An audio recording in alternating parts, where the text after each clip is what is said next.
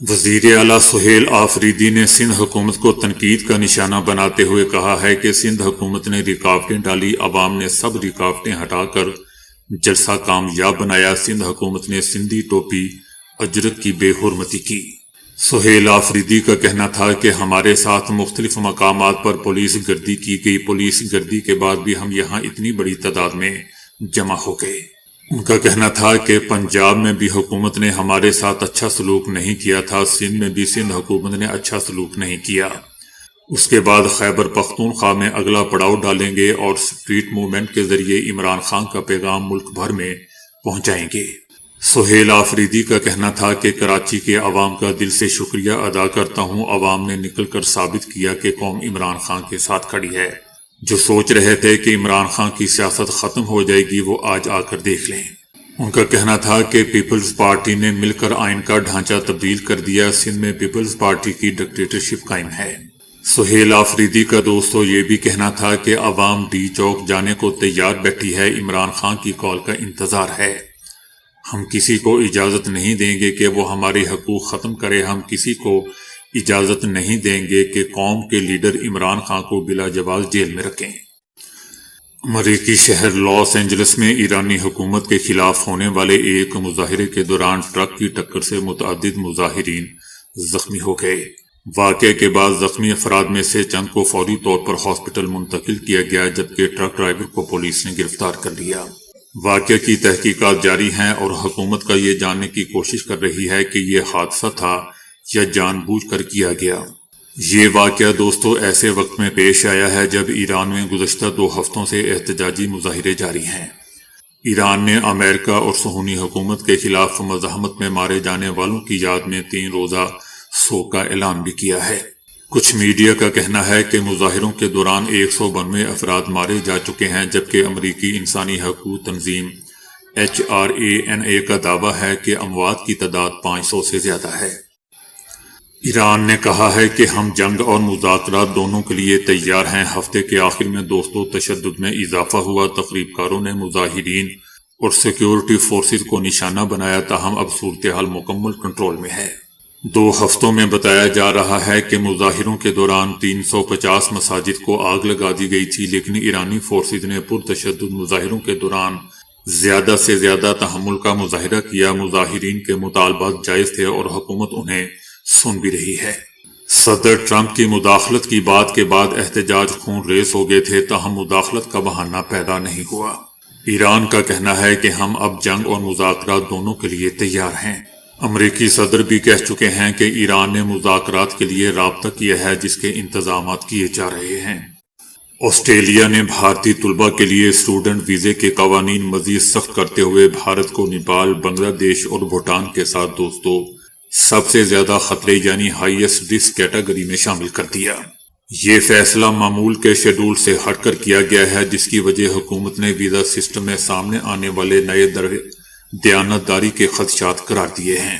بھارتی میڈیا کا کہنا ہے کہ اگرچہ آسٹریلوی حکومت نے بھارت کو اس کیٹیگری میں شامل کرنے کی کوئی واضح وجہ نہیں بتائی، تاہم رپورٹس میں جعلی ڈگریوں، جعلی تعلیمی دستاویزات کے کئی واقعات سامنے آنے کے بعد یہ قدم اٹھایا گیا ہے۔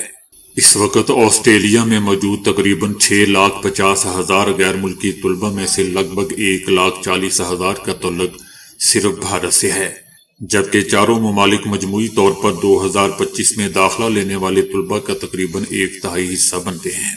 تعلیمی ماہرین کا کہنا ہے کہ ہائی رسک کیٹیگری میں شامل ہونے کے بعد طلباء کو مالی وسائل، انگریزی زبان کی اہلیت اور تعلیم کے حقیقی مقصد سے متعلق زیادہ سخت دستاویزات فراہم کرنا ہوں گی، جس سے ویزا پروسیسنگ سست اور مہنگی ہو سکتی ہے۔ خدشہ ظاہر کیا جا رہا ہے کہ اچانک تبدیلی سے تعلیمی اداروں اور طلباء دونوں میں بے یقینی پیدا ہو رہی ہے، تاہم حکومت کا کہنا ہے کہ حقیقی اور سنجیدہ طلباء کے لیے آسٹریلیا میں تعلیم کے دروازے بدستور کھلے رہیں گے۔ آل انڈیا مجلس اتحاد المسلمین کے سربراہ اسد الدین اویسی نے دہلی فساد معاملے میں ملزم عمر خالد اور شرجیل امام کو ضمانت نہ ملنے کے لیے کانگریس پارٹی کو ذمہ دار ٹھہرایا۔ ان کا کہنا تھا کہ غیر قانونی سرگرمیاں ایکٹ یعنی UAPA کا قانون، جس کے تحت ان کے خلاف مقدمہ درج کیا گیا ہے، اسے کانگریس کے دور حکومت میں ہی بنایا گیا تھا۔ اویسی کا کہنا تھا کہ انتخابات کے دوران سیکولرزم کی بات کرنے والے دراصل مسلمانوں، دلتوں اور قبائلیوں کے دشمن ہیں، کیونکہ وہ ووٹ پانے کے لیے ایسی حرکتیں کر رہے ہیں۔ اویسی کا کہنا تھا کہ سپریم کورٹ نے غیر قانونی سرگرمیاں ایکٹ کی دفعہ 15A کی بنیاد پر 2020 کے دہلی فسادات کی سازش معاملے میں عمر خالد اور شرجیل امام دونوں کو ضمانت دینے سے انکار کر دیا تھا۔ اویسی کا کہنا ہے کہ کانگریس کے دورے اقتدار میں اس وقت کے وزیر داخلہ UAPA متعارف کروایا تھا اور میں نے پارلیمنٹ میں اس کی مخالفت کی تھی۔ اویسی کا کہنا تھا کہ میں اکیلا ہی تھا جس نے کہا تھا کہ پولیس اس قانون کو مسلمانوں، قبائلیوں اور دلتوں، دانشوروں کے خلاف اس کا استعمال کرے گی۔ آپ دیکھ سکتے ہیں کہ آج کیا ہو رہا ہے۔ ان دونوں بچوں کو اس قانون میں تخریب کاری کی تعریف کی وجہ سے ضمانت دینے سے انکار کر دیا گیا۔ اویسی کا دوستو یہ بھی کہنا تھا کہ جہاں عمر اور شرجیل 5 سال سے جیل میں سڑ رہے ہیں، وہیں 85 سالہ اسٹین سوامی کی اسی قانون کی وجہ سے جیل میں موت ہو گئی۔ یہی قانون اب معصوم لوگوں کی زندگیوں کو برباد کر رہا ہے۔ صدر ٹرمپ نے کیوبا کو معاہدہ کرنے کی وارننگ دے دی ہے، جس پر کیوبا کے صدر نے سخت رد عمل دیا ہے۔ صدر ٹرمپ نے کہا ہے کہ کیوبا نے کئی سالوں تک بڑی مقدار میں وینزویلا سے ملنے والے تیل اور پیسے پر گزارا کیا ہے، اور جواب میں وینزویلا کے 2 آمروں کو سیکیورٹی سروس مہیا کی، لیکن اب وینزویلا کو دنیا کی سب سے طاقتور امریکی فوج کا تحفظ حاصل ہے۔ صدر ٹرمپ نے دھمکی دیتے ہوئے کہا ہے کہ کیوبا کے لیے اب کوئی پیسہ یا تیل نہیں جائے گا، کیوبا فوری معاہدہ کر لے اس سے پہلے کہ بہت دیر ہو جائے۔ صدر ٹرمپ کی وارننگ پر کیوبا کے صدر نے رد عمل دیتے ہوئے کہا ہے کہ کیوبا ایک آزاد اور خود مختار قوم ہے، کوئی ہمیں حکم نہیں دے سکتا کہ ہمیں کیا کرنا ہے۔ امریکہ کا رویہ مجرمانہ اور عالمی امن کے لیے خطرہ ہے۔ دوستو دیکھ لیں کہ کیوبا جیسا ملک بھی امریکہ کو آنکھیں دکھا رہا ہے۔ ایک اہم ہے کہ امریکہ کے گھٹنوں میں جا بیٹھتے ہیں، نہ صرف جا بیٹھتے ہیں بلکہ ان کے گھٹنے بھی پکڑ لیتے ہیں۔ بہرحال کیوبا کے صدر کا کہنا ہے کہ کیوبا 66 سالوں سے امریکی جارحیت کا شکار ہے۔ کیوبا دھمکیاں نہیں دیتا، البتہ وطن کے دفاع کے لیے خود کو تیار رکھتا ہے۔ صدر کا کہنا تھا کہ انسانی جانوں کو بھی کاروباری نظر سے دیکھنے والوں کے پاس کیوبا پر انگلی اٹھانے اخلاقی جواز نہیں ہے۔ ان کا اشارہ دوستو صدر ٹرمپ کی طرف تھا۔ کیوبا کے صدر کا یہ بھی کہنا تھا کہ جو انقلاب کو کیوبا کی معاشی مشکلات کا ذمہ دار قرار دیتے ہیں انہیں شرم آنی چاہیے۔ قطر میں سابق بھارتی بحریہ کے آفیسر کمانڈر پورنیدو تیواری کی دوبارہ گرفتاری کی تصدیق ہو چکی ہے، جس کے بعد بھارتی فوج سے متعلق ایک پرانا اور حساس معاملہ دوستو ایک بار پھر عالمی سطح پر زیر بحث آ چکا ہے۔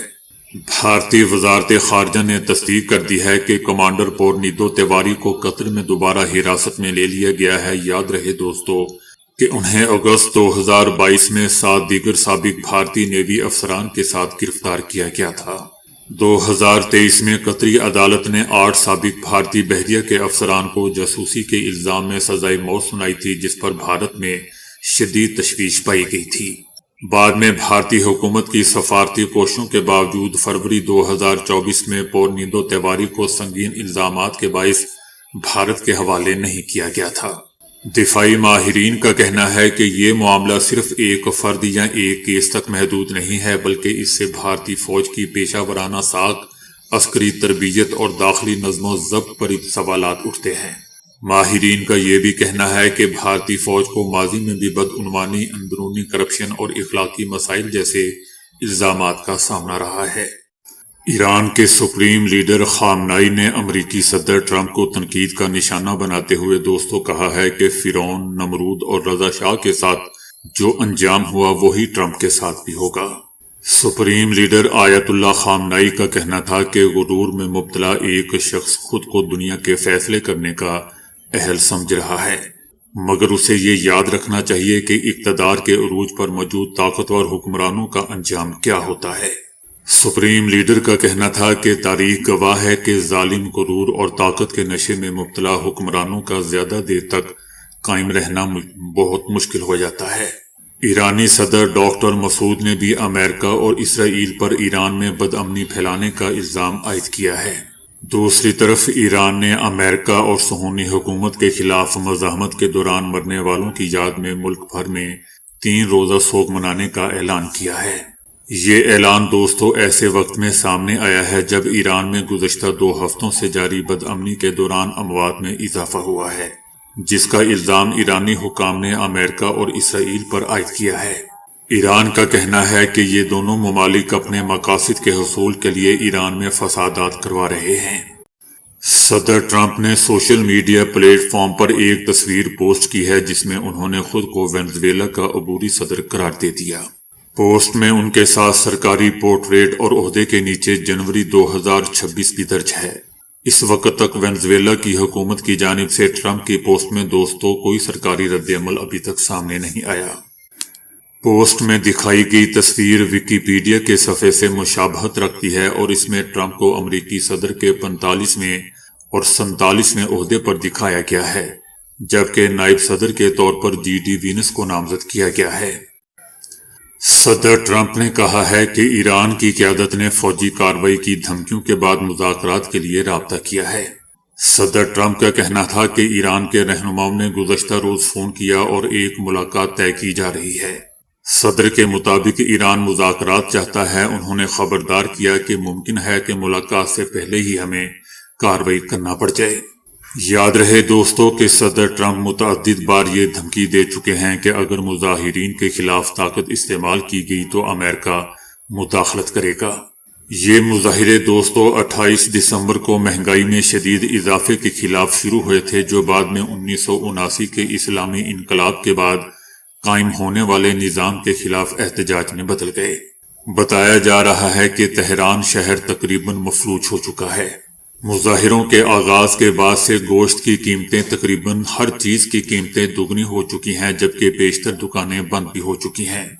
جو دکانیں کھلتی ہیں وہ بھی سیکیورٹی فورسز کی بڑی پیمانے پر تعیناتی کے باعث شام 4 بجے یا 5 بجے بند کر دی جاتی ہیں۔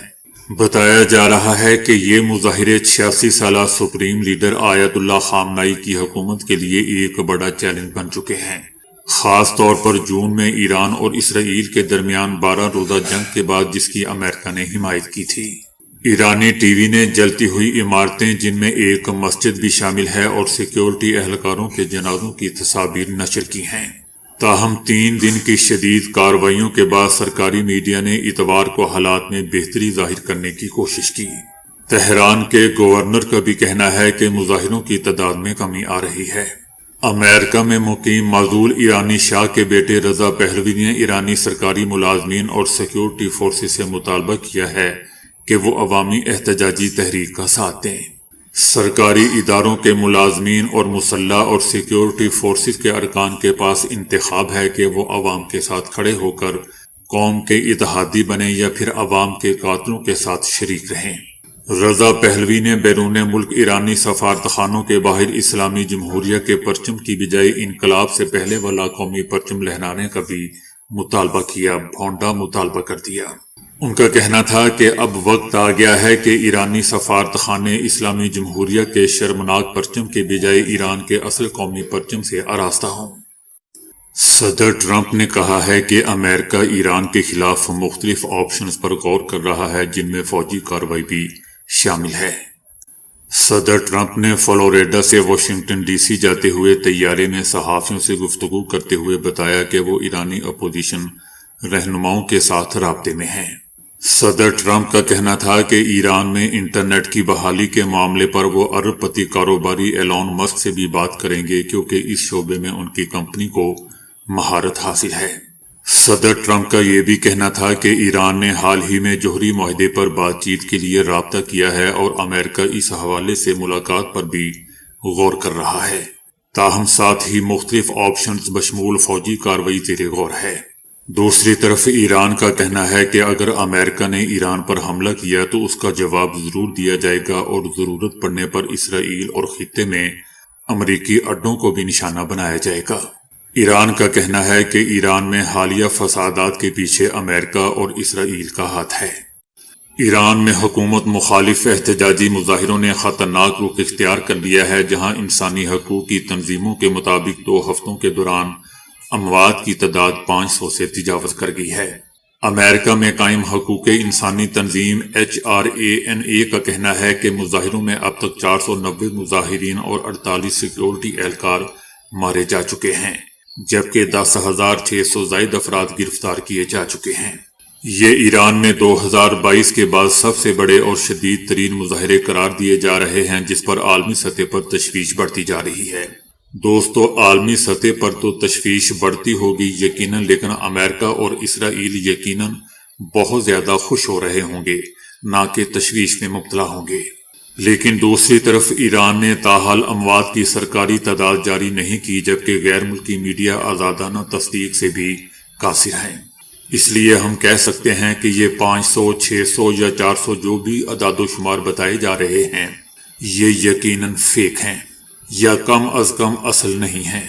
دوسری طرف صدر ٹرمپ کو ایران کے خلاف فوجی حملوں، خفیہ سائبر ہتھیاروں کے استعمال، سخت پابندیوں اور حکومت مخالف عناصر کو آن لائن مدد فراہم کرنے جیسے آپشن پر بریفنگ دی جا چکی ہے۔ صدر ٹرمپ نے اس بارے میں کہا ہے کہ فوج اس معاملے کو دیکھ رہی ہے اور ہمارے پاس بہت سخت آپشنز موجود ہیں۔ ایران کی جانب سے بھی دوستو رد عمل انتہائی سخت سامنے آیا ہے۔ ایرانی پارلیمنٹ نے خبردار کرتے ہوئے کہا ہے کہ کسی بھی غلط اندازی کی قیمت بھاری ہوگی۔ خفیہ دستاویزات لیک ہونے پر قابض صہیونی وزیر اعظم نیتن یاہو کے چیف آف سٹاف کو گرفتار کر لیا گیا ہے۔ اسرائیلی سرکاری ٹی وی کا کہنا ہے کہ صہیونی وزیر اعظم کے چیف آف سٹاف تساچی بروزمین کو حساس دستاویزات کے غیر ملکی میڈیا کو لیک ہونے کی تحقیقات میں رکاوٹ ڈالنے کے سلسلے میں گرفتار کیا گیا۔ بروزمین کو 433 یونٹ میں تحقیقات کے لیے لایا گیا ہے۔ یہ یونٹ 2008 میں سنگین جرائم اور بدعنوانی کی تحقیقات کے لیے قائم کیا گیا تھا۔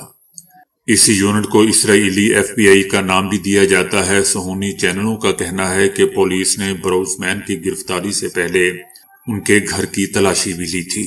صہیونی رجیم کی پولیس نے نیتن یاہو کے سابق ترجمان ایلی فلڈ سٹائن کو بھی طلب کر لیا ہے، جو پہلے ہی اس کیس میں گرفتار ہو چکے تھے۔ ان کو خفیہ معلومات افشا کرنے اور غیر ملکی ذرائع سے پیسے وصول کرنے کے شعبے میں گرفتار کیا گیا۔ اس سلسلے میں نیتن یاہو کی پارٹی نے ایک سخت بیان جاری کیا ہے، جس میں فلڈ سٹائن کا نام نہیں لیا گیا، لیکن اوریخ کی حمایت کی گئی اور ان کی گرفتاری کو پولیس کی جابرانہ کارروائی اور سیاسی اذیت کی نئی مہم قرار دیا جا رہا ہے، جس کا مقصد ایک دائیں بازو کے وزیر اعظم کو ہٹانا اور ناکام شباک چیف کو ہٹانے سے روکنا ہے۔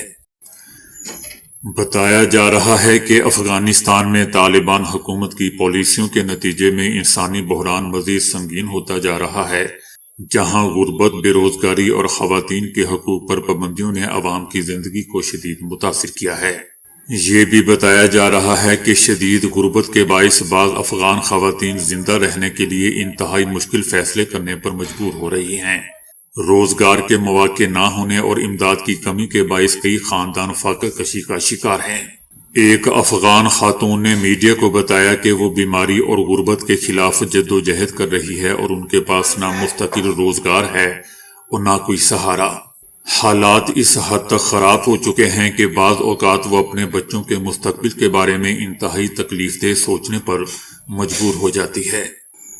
طالبان دور میں بے روزگاری اور آزادی اظہار کی کمی نے دوستوں نوجوانوں کو ملک چھوڑنے پر مجبور کر دیا ہے۔ حال ہی میں ایک افغان نوجوان شدید سردی میں ایران اور ترکی کی سرحد عبور کرنے کی کوشش کے دوران جان کی بازی ہار گیا۔ ماہرین کا کہنا ہے کہ طالبان حکومت کے تحت کم عمر اور بالغ خواتین کی موجودہ صورتحال نہایت ہی تشویشناک اور تباہ کن ہے، جس پر عالمی سطح پر مؤثر اقدام کی ضرورت ہے۔